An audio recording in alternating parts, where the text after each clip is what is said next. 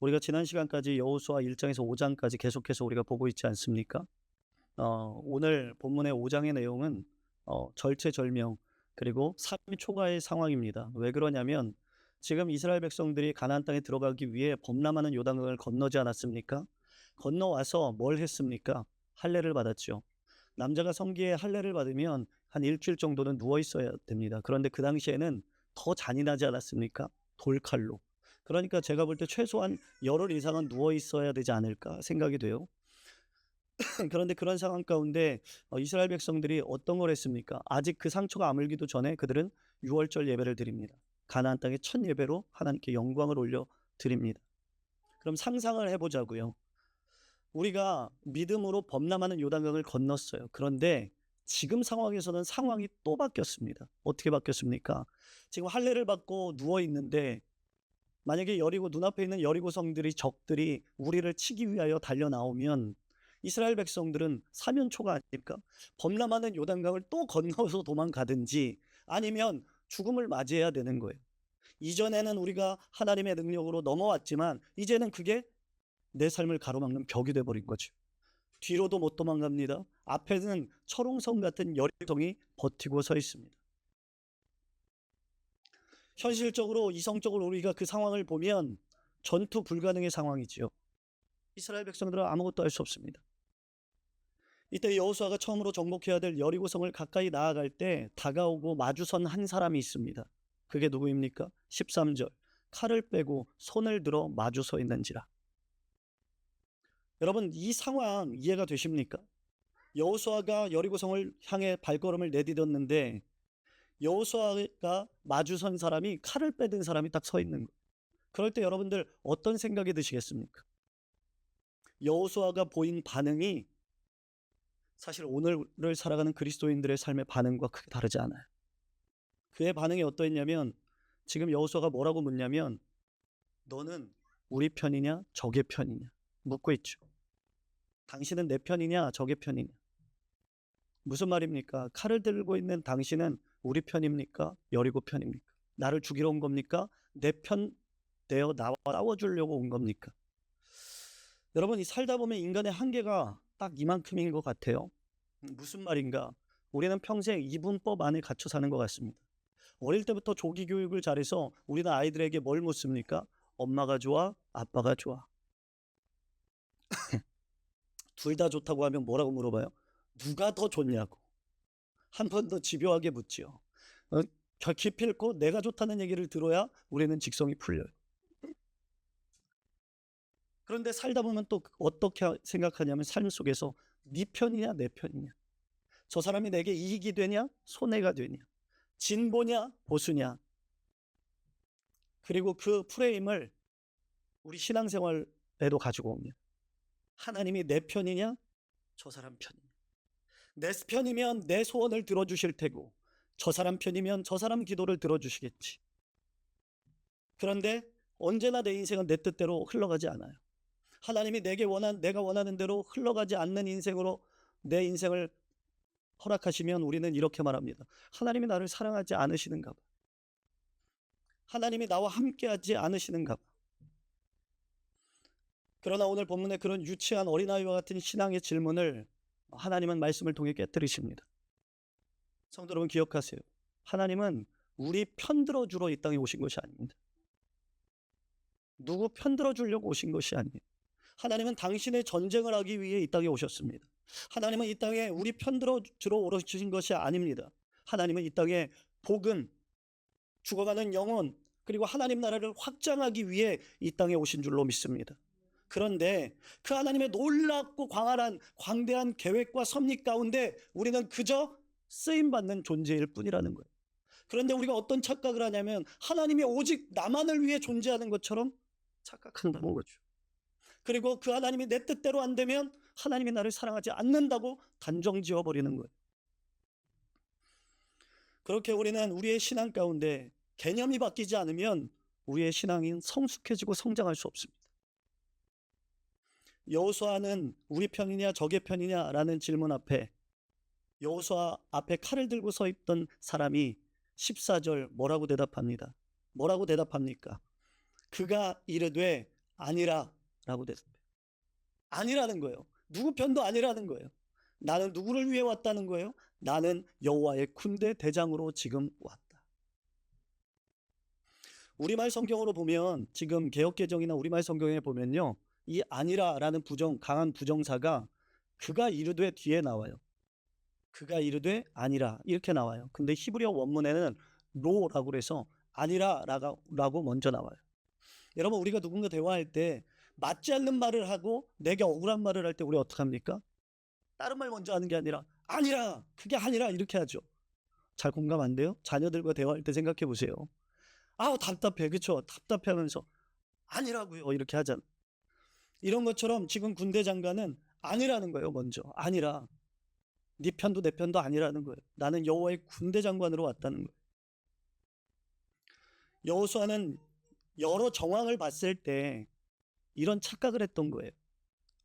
우리도 이런 착각을 잘 하는데, 하나님이 지금 할례를 하게 하실 때 순종했고, 적군이 앞에 있는데 할례하라고 그럴 때 순종했잖아요. 대단한 믿음 아닙니까? 순종했고, 예배를 드리라고 해서 첫 열매로 유월절 예배를 드렸고, 범람하는 요단강을 건너올 때도 요단강에 발을 담그래서 담궜고, 그 정도 했으면 하나님이 누구 편 들어줘야 돼요? 내 편 들어줘야죠. 아닌 척하고 앉아 계세요. 다 그런 생각으로 신앙생활 하지 않으십니까? 내가 하나님 앞에 충성을 다해 예배하고 충성을 다해 헌신하고 충성을 다해 희생했는데, 그럴 때 누군가 딱 나타나면 그 사람이 내 편 되어야 되는 거 아니에요? 여호수아도 그렇게 생각했을 거예요. 그래, 저분이 나를 도와주러 왔구나. 우리는 싸울 수 없지만 저 사람을 통해 하나님이 일하시겠구나. 그래, 내가 너의 도움이 될게, 네 편 되어줄게 라고 기대했을 거예요. 우리도 항상 하나님께 기대하는 것이 무엇입니까? 내 편 되어주신다는 말 아니에요? 누구든 간에 지금의 상황이라면 내 편이 되어줄 거라고 생각했을 거예요. 그런데 그런 여호수아의 생각은 여지없이 무너지는 거예요. 내 생각대로 흘러가지 않아요. 내 뜻대로 진행되지 않아요. 그럼 우리는 뭐라고 항변합니까? 하나님, 정말 나 사랑하세요? 하나님, 정말로 나와 함께하고 계시는 거 맞아요? 하나님, 정말 내 편 맞습니까? 우린 그렇게 하나님께 항변해요. 그런데 하나님은 뭐라는 거예요? 아니다. 아니다.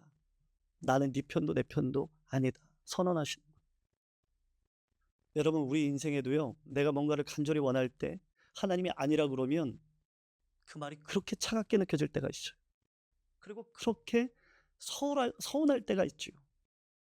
이건 기도해 본 사람만이 알아요.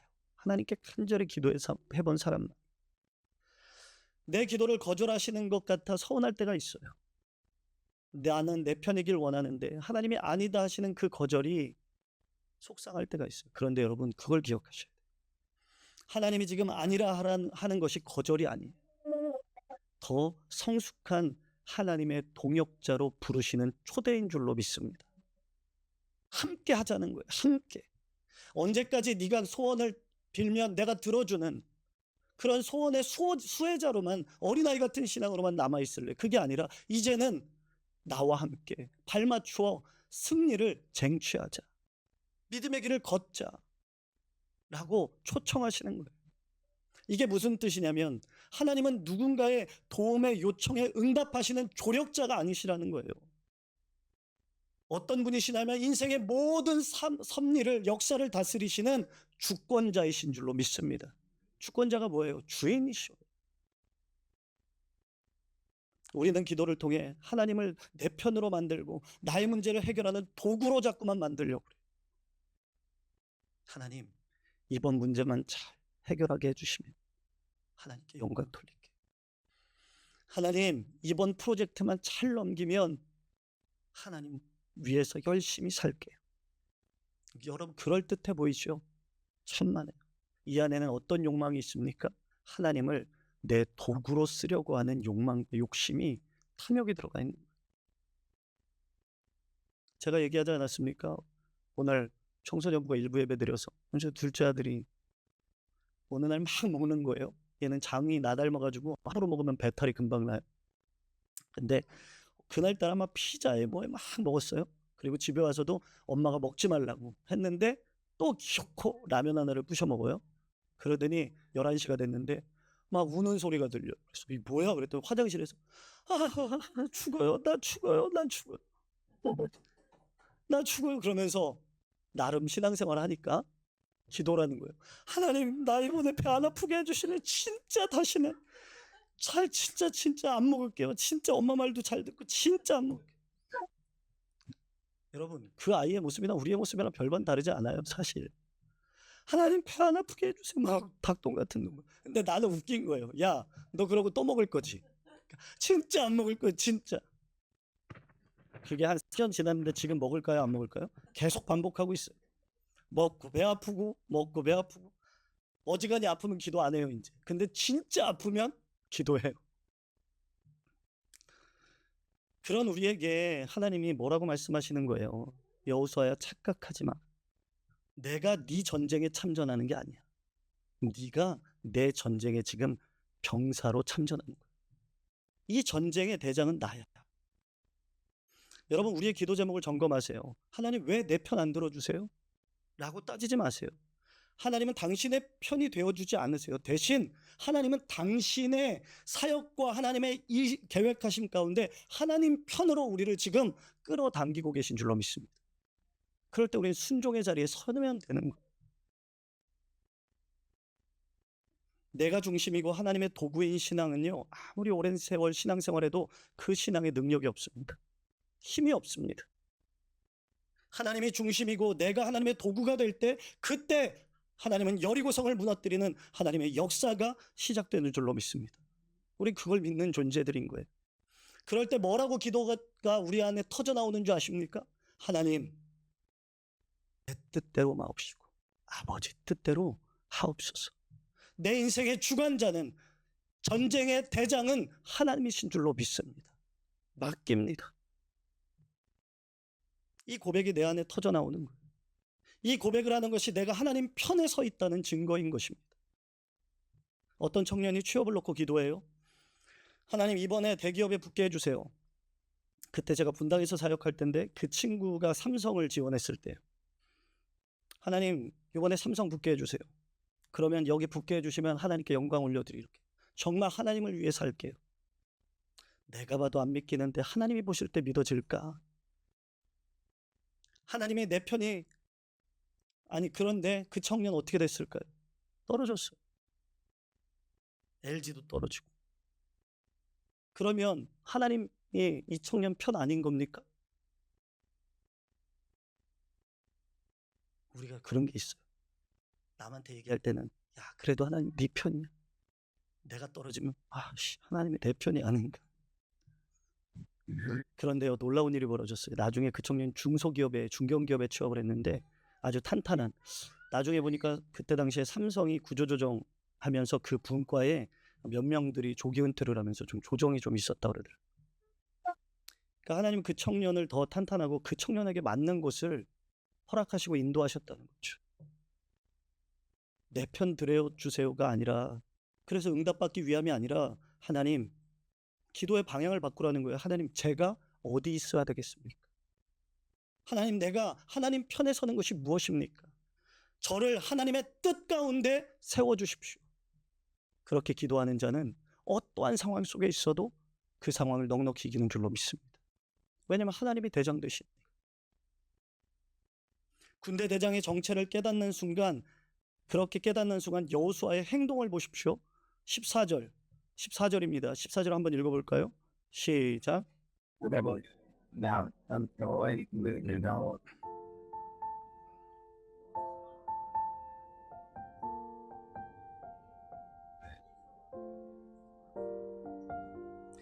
여러분, 우리한테 이런 자세가 필요한 거예요. 분명히 저와 여러분들이 기도할 때 하나님은 아니라고 말씀하시는 것들이 있을 거예요.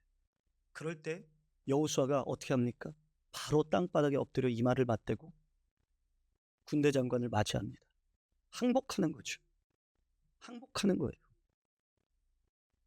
조금 전까지 여호수아는 당당하게 누구 편이냐고 물었어요. 그러나 그가 나는 여호와의 군대 대장이다 라고 밝히는 순간 그는 즉시 이마를 땅에 대고 엎드립니다. 하나님 앞에 자기 자신은 연약한 존재라는 것을 아는 자가 취하는 태도이지요. 설득하려 하지 않아요. 떼부리지 않아요. 군대 장관이 우리의 대장 되신다고 하면 엎드려서 순종하는 거예요. 항복하는 거죠. 이제 여호와는 강한 분이시라는 그분 앞에, 여호와 앞에, 여호수아가 강한 분 앞에 섰을 때 여호수아는 자신의 힘을 빼기 시작하는 거예요. 여러분, 이게 진짜 영성인 거예요. 여호수아가 마주하고 있는 칼을 빼어든 그 칼을 빼어들었다는 의미를 여러분들 기억하세요. 그게 어떤 의미인 줄 아십니까? 그 칼이 어디를 지금 향하고 있습니까? 여호수아를 처음 만났을 때 그 칼날은 여호수아를 향하고 있습니다. 그게 무슨 의미입니까? 우리가 하나님 편에 서지 않고 끝까지 하나님의 자녀임을 고백하면서도 내 고집대로 서 있으면 하나님의 칼날은 적이 아니라 나를 향할 수 있다는 거예요. 야곱을 보십시오. 야곱은 야복강가에서 씨름할 때 하나님이 누구를 치십니까? 에서를 치시는 것이 아니라 야곱의 환도뼈를 치십니다. 씨름하십니다. 왜 그렇습니까? 야곱이 깨져야 되기 때문에 그래요. 야곱이 바뀌어야 되기 때문에 그래요. 우리는 자꾸만 다른 사람이 변해야 된다고 말합니다. 다른 사람이 나를 괴롭게 한다고 합니다. 힘겹게 한다고 합니다. 그러면서 기도합니다. 그 사람을 바꿔달라고. 내 남편을, 내 아내를, 내 자식을 바꿔달라고 기도합니다. 기도를 통해 하나님을 나의 도구로 사용하려고 합니다. 그런데 하나님은 아니라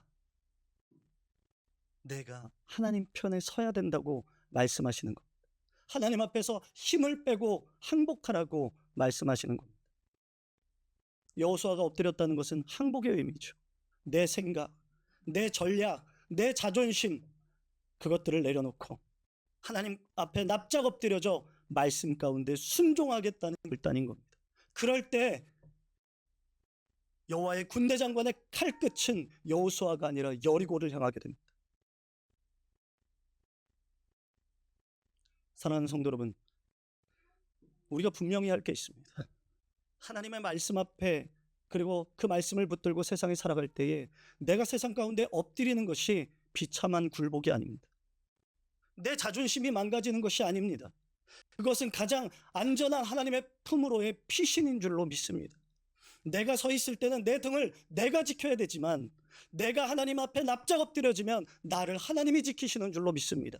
그것을 아는 자들이 믿음이 성숙하고 하나님의 믿음의 길을 걷는 자들인 줄로 믿습니다. 우리가 항복입니다라고 고백하고 엎드려주는 순간 우리를 짓눌렀던 우리 인생의 무거운 짐이 하나님께로 옮겨지는 겁니다. 여러분, 엎드리면 내 힘이 빠지는 시간이기도 하지만 동시에 하나님의 무한한 능력이 나에게 임하는 시간입니다. 그러니 안심하고 엎드리십시오. 안심하고 하나님이 아니라고 하시는 그 말씀에 순종하십시오. 지체하지 마. 앤드류 머레이라는 신학자가 쓴 책이 있어요. 나를 믿지 말고 하나님만 믿으라. 그 책에서 이렇게 말합니다. 하나님이 일하시게 하는 가장 빠른 방법은 내가 아무것도 할 수 없음을 인정하고 손을 드는 것이다. 수영할 때 힘을 주면 가라앉지만 힘을 빼고 물에 몸을 맡기면 뜬다. 신앙도 마찬가지다. 여러분, 하나님 앞에 엎드리고 하나님 편에 서서 살면 그건 결코 지는 것이 아닌 줄로 믿습니다. 자존심 무너지는 것 아닌 줄로 믿습니다. 그렇게 하나님 앞에 엎드린 자는 결코 밟지 않으시고 하나님이 가장 영광스러운 모습으로 일으켜 세워주실 줄로 믿습니다. 그게 이 시대를 사는 우리 그리스도인들의 삶의 방법인 겁니다. 제가 아는 한 집사님의 이야기입니다.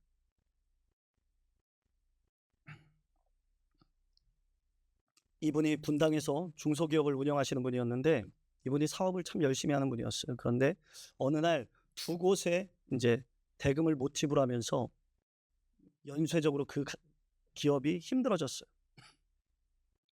그래서 부도 위기가 닥쳤습니다. 이걸 못 막아주면 지금 힘든 상황인 거예요. 그래서 사방팔방 돈을 빌리러 다녔습니다. 친했던 친구, 지인들, 또 거래했던 은행장, 인간적인 모든 방법을 다 동원했어요. 그런데 아무것도 할 수 없는 겁니다. 그리고서 그날 저녁 터덜터덜 집에 돌아와 잠을 자려고 누웠는데 너무 억울하고 분한 거예요. 하나님, 나 하나님을 위해 얼마나 열심히 살았어.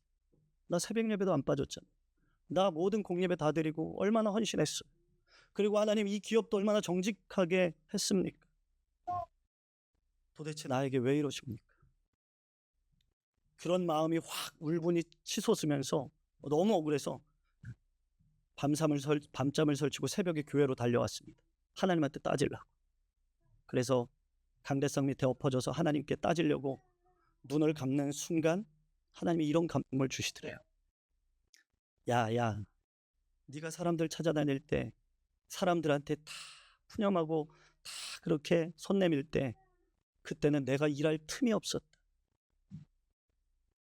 네가 이제 갈 데가 없어서 여기 왔으니까 이제부터 내가 너를 위해 일하마. 그 집사님은 그 자리에서 펑펑 울었대요. 그러면서 지난 날들을 이렇게 돌이켜보는데 필름처럼 지나가는데 어느 한순간도 자신이 했던 것이 없더라고요. 하나님이 하신 거지. 그래서 그 자리에서 펑펑 울면서 항복하고 집으로 돌아왔어요. 그러고서 일주일 동안 아무런 변화가 없었어요. 그랬는데 일주일 지나고 놀랍게 정말 생각지도 못한 거래처에서 연락이 와서 자기네 물건을 납품받게 해달라. 그래서 그 기업이 아직도 잘 운영이 되고 있어요. 그런데 여러분, 이것이 남의 이야기입니까? 사실 우리 인생을 잘 돌아보면 수도 없이 우리 인생 가운데 하나님의 일하심의 흔적들이 있지 않습니까? 여러분, 가장 바쁠 때 멈춰야 합니다. 지금 너무 바쁘죠? 해결해야 될 게 너무 많고 기도할 시간도 없고. 아닙니다. 기도하지 않기 때문에 바쁜 거예요. 내 힘으로 뛰어다니느라 더 분주한 거예요. 여리고를 무너뜨리는 힘은 이스라엘의 힘이나 회의에서 나오지 않았어요. 하나님 앞에 골방에 나아가 하나님 앞에 엎드릴 때 그들은 승리했어요. 머리 쓰지 마세요. 여러분들 계산기 두드려서 얼마나 대단하게 우리가 인생을 살았습니까? 저부터도 그래요. 그냥 하나님 앞에 엎드리면, 내가 엎드리면 하나님이 일어서실 줄로 믿습니다. 인생의 문제 앞에 머리 굴리지 마십시오. 전략회의 하기 전에 막 고민하기 전에 예배의 자리에서 엎드리십시오. 지금 문제가 안 풀립니까? 하나님이 막으시는 것 같습니까? 그러면 어쩌면 여러분, 지금 여호수아 앞에 있는 군대 장관의 칼끝이 나를 향하고 있는 것일 수 있어요. 나의 강팍함과 나의 이기심과 나의 자기 중심적인 마음과 나의 뻣뻣함, 그걸 통해 하나님의 일을 할 수 없으니까 그 고집을 꺾기 위해 나를 향하고 있는 칼날이 있을 수 있다는 거예요. 그럴 때 하나님 앞에 납작 엎드리십시오. 주여, 주의 종이 듣겠습니다. 이 항복의 선언이 나올 때 전쟁의 주도권은 내가 아니라 하나님께 넘어가는 줄로 믿습니다. 여러분, 하나님의 사람은 엎드릴 때 삽니다. 엎드리면 그 칼끝이 원수를 향하게 돼요. 이제 마지막 명령이 떨어집니다. 이 말을 엎드렸던 여호수아가 15절 읽어볼까요? 15절 하나님이 말씀하십니다. 15절 시작.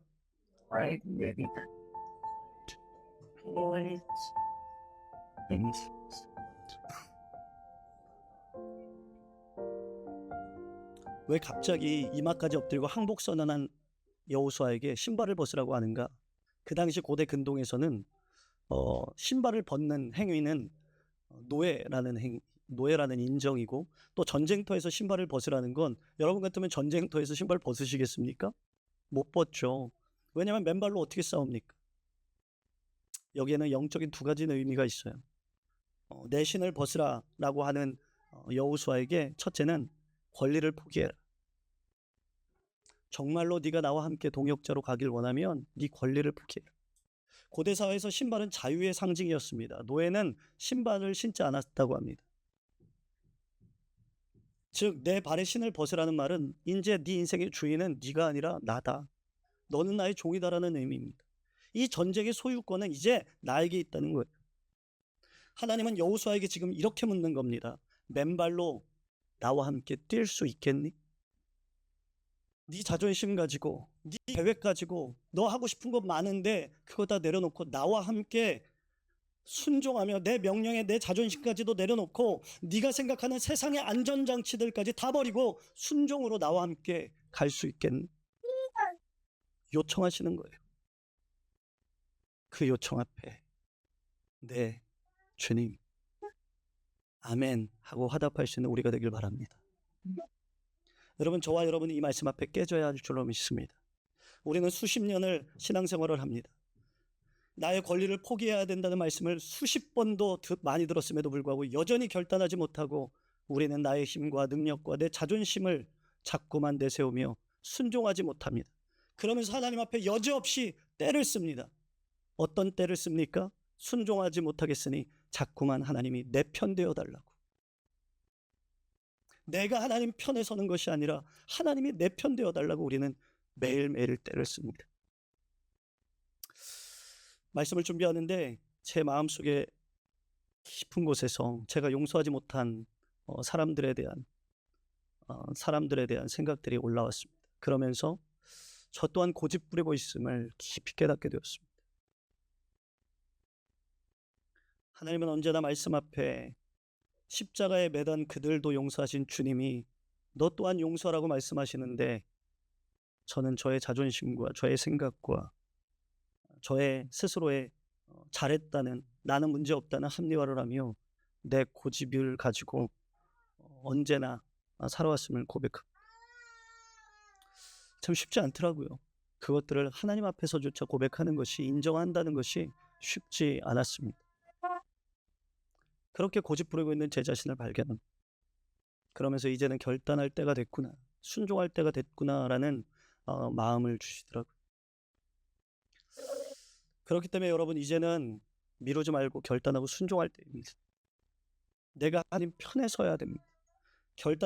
내가 하나님 편에 서서 결단하기 전까지는 복잡하고 힘들겠지만 결단하고 나면 단순해집니다. 그리고 결단한 자의 삶에는 순종하는 자의 삶만이 누릴 수 있는 즐겁고 기쁨과 평안함과 위로가 있습니다. 우리 주담교회 성도들은 그것을 모두 다 누릴 수 있는 주님의 종들이 되길 간절히 축복합니다. 둘째는요, 신발을 벗는 두 번째 의미는 세상에 묻힌 때를 이제 다 벗으라는 거예요. 거룩함을 요구하는 거예요. 결단했으면 거룩하게 살아라는 거예요. 여호수아의 신발에는 광야 40년의 때가 묻어 있습니다. 인간적인 경험과 자기 방식의 흙이 묻어 있습니다. 그런 그에게 하나님이 말씀하시는 거예요.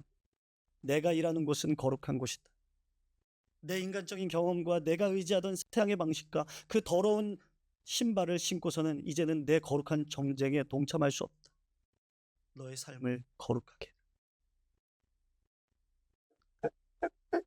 거룩은 능력이 없어 보여요. 세상의 눈으로 보면 어리석어 보여요. 그러나 성경은 거룩이 가장 강력한 무기라고 말씀합니다. 우리가 죄를 품고 인간적인 꼼수를 품고는 절대로 하나님의 전쟁에서 이길 수 없습니다. 내가 거룩함으로 깨끗해질 때 하나님은 나를 통해 일하시는 줄로 믿습니다.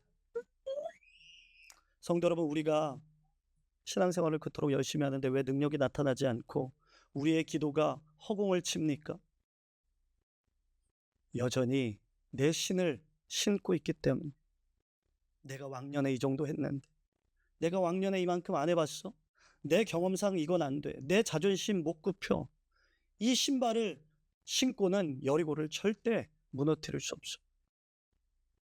오늘 하나님이 저와 여러분들에게 요구하십니다. 네 경험의 신발, 네 고집의 신발, 네 권리의 신발을 벗어라. 이제 맨발이 되어라. 맨발로 하나님 앞에 서야 하나님의 땅을 밟을 수 있습니다. 내 힘을 빼야 하나님의 능력이 들어옵니다. 여호수아 5장의 결론은 무엇입니까? 15절에 보니까 마지막에 여호수아가 그대로 행하니라. 토달지 않아요. 하나님의 말씀 앞에 자신을 합리화하지 않아요. 이유를 묻지 않아요. 즉시 신발을 벗었습니다. 바로 그 순간 여리고의 전쟁은 이미 끝난 줄로 믿습니다.